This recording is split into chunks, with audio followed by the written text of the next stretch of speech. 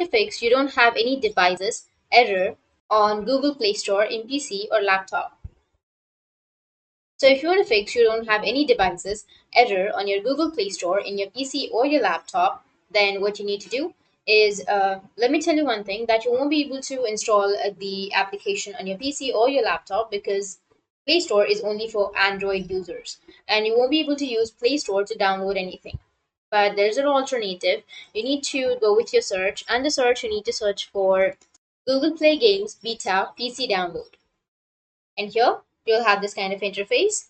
So this one, which says Google Play Games Beta, is for PC or laptop. So you just need to simply download this one. So go with download beta, which is on the bottom left.